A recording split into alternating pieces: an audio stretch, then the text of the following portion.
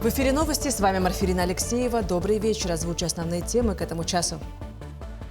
В Якутии открыли 20 современных мастерских для подготовки кадров. Расскажем о новой площадке в Алекминском техникуме.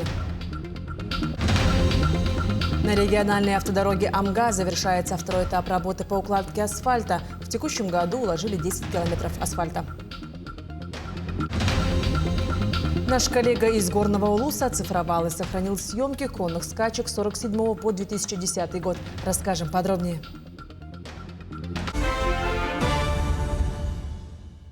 Состоялось расширенное заседание Постоянного комитета ИЛТУМЭН по экономической, инвестиционной и промышленной политике по строительству Ленского моста. На сегодняшний день на правом берегу завершено устройство 12 буронабивных свай. На левом берегу готово 74. В рамках устройства технологического проезда и площадок для опор отсыпано 76 тысяч кубов песка, проведено устройство основания и откоса щебнем.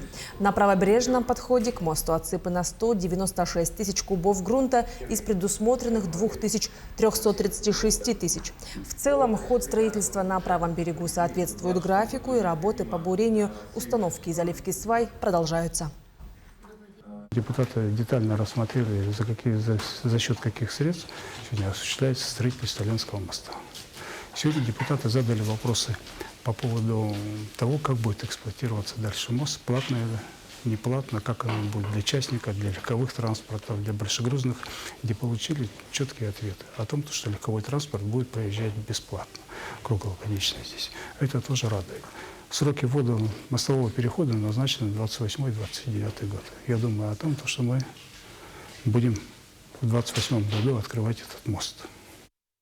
В Якутске отметили лучших педагогов в честь Дня учителя. Были вручены премии за верность и преданность профессии, а также отметили педагогов знаком отличия «Почетный наставник в сфере образования». Высоких наград удостоены учителя-предметники, а также педагоги дополнительного образования и специализированных школ. Всего награды различных уровней получили десятки педагогов, чей многолетний труд и преданность профессии внесли значительный вклад в развитие образования в Якутии. Открыли 20 современных мастерских для подготовки кадров. Один из центров расположился в Алекминском технике. Узнаем подробности. Сегодня в Алекминском техникуме прошло большое событие – открытие современных мастерских в рамках единой президентской субсидии Минвостокразвития России. Открытие мастерских разрешается.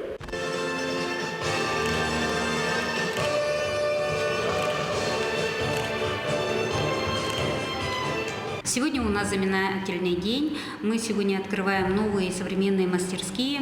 Это эксплуатация, ремонт сельскохозяйственных машин и электромонтаж. У нас обучается более 400 студентов, и в силу этого нам необходимы такие современные мастерские для улучшения качества образования и улучшения и, скажем, увеличения компетенций, которые мы даем нашим выпускникам. Благодаря модернизации в техникуме появилась новая техника, стенды и тренажеры для практического обучения студентов.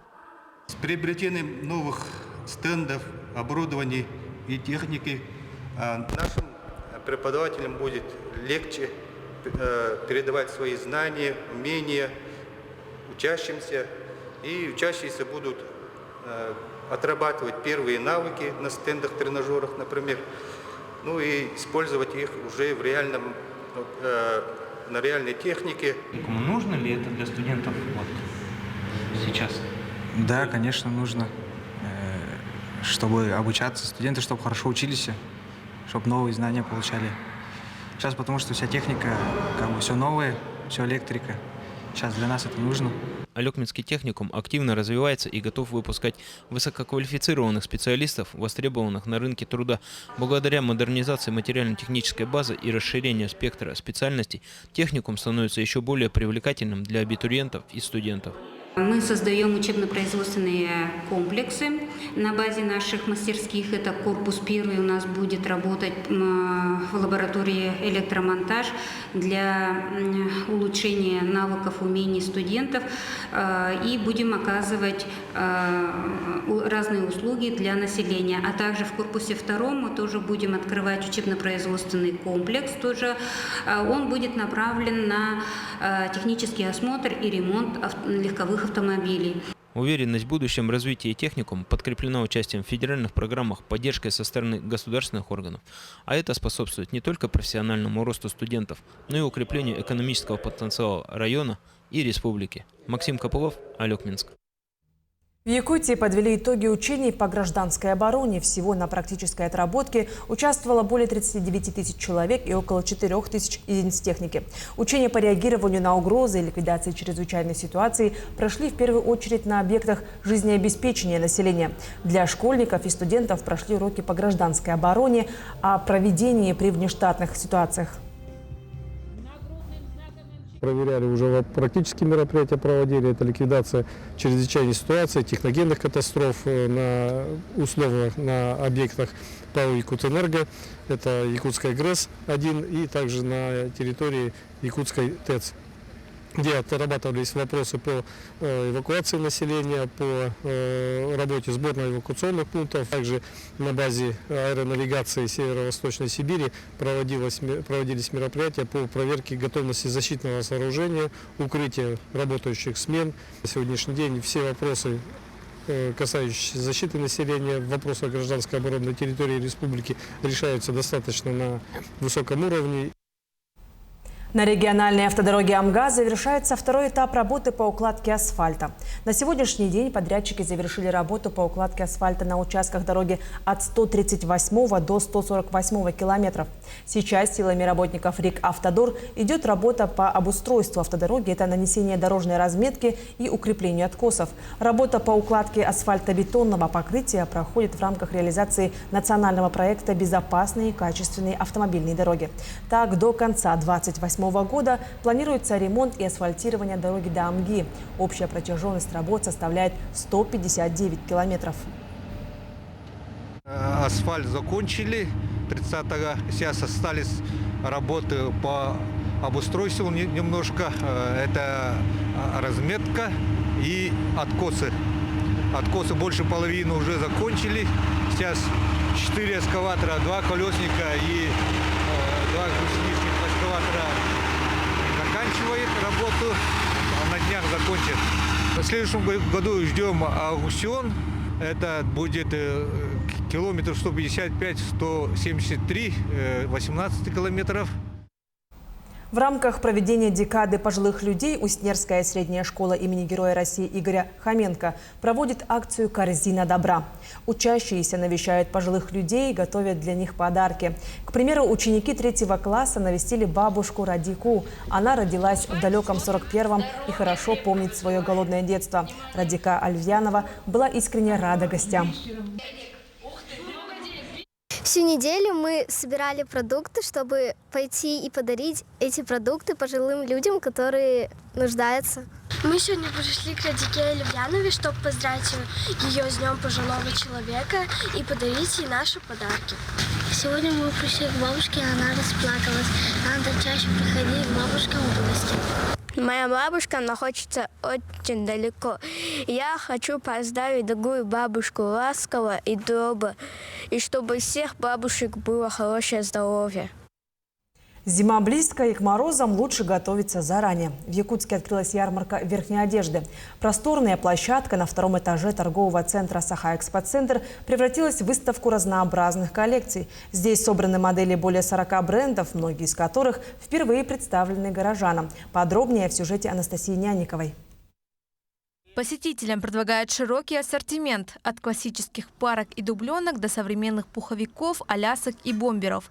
Есть и кожаные куртки и штормовки. Размерный ряд охватывает от 36 до 76, поэтому каждый сможет найти подходящую модель. Стартовал новый проект ярмарки. В общем, видов 40 одежды, предназначенных на температуру крайнего севера. Так как вещи будут в последних размерах и экземплярах, цена на них будет снижена до 70% от цен магазина. То есть даже в сезон. В торговом зале можно найти как практичные повседневные модели, так и эксклюзивные варианты. Представляю вашему вниманию куртку. Пояс на затяжках, материал мембрана, водонепроницаем и не продуваем. Весит такая куртка всего лишь 500 грамм. Организаторы отмечают, что ярмарка – это возможность приобрести теплую и удобную одежду для зимы и при этом сэкономить семейный бюджет. Я прошла всю зиму в них. Рука тянется туда, шубу почти не одела, вот мне куртка и тепло, и легко, и вообще качество супер. Работа ярмарки ограничена по времени. Она продлится 5 дней. Количество моделей и размеров также ограничено. Анастасия Няникова, Артюмен Наговицын, Якутск. Усть-Алданский улус мастер-классом посетили звезды спорта, обладатель Кубка мира Арьян Тютрин и многократная чемпионка мира по масс-рестлингу Татьяна Баишева. К беседе с сеньорами присоединился заслуженный тренер республики по вольной борьбе Иван Дмитриев. Мероприятие проведено в рамках ярмарки спортивных кружков. Именитые спортсмены рассказали о тернистом пути к большому спорту, и только преданность и тяжелые тренировки приведут к достижениям. Цель и задача данного мероприятия в Усть-Алданском улусе повысить интерес к спорту наших детей. Для этого мы пригласили именитых спортсменов. Беседуя с ними, наши молодые спортсмены должны повысить свой спортивный результат, достигать высоких спортивных достижений. В эти дни ценитель конных скачек, наш коллега из Горного Улуса Михаил Мордовской-Михута оцифровал и сохранил программы, собранные с 1947 года в районной центральной библиотеке с использованием современных технологий.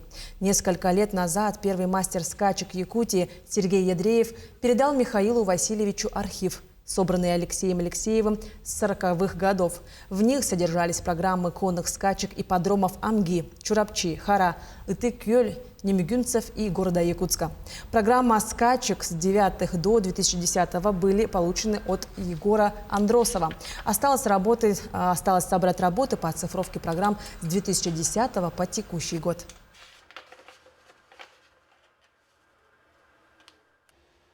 В 50-е годы у нас в Якутском ипподроме участвовали очень много предприятий, хозяйств города Якутска.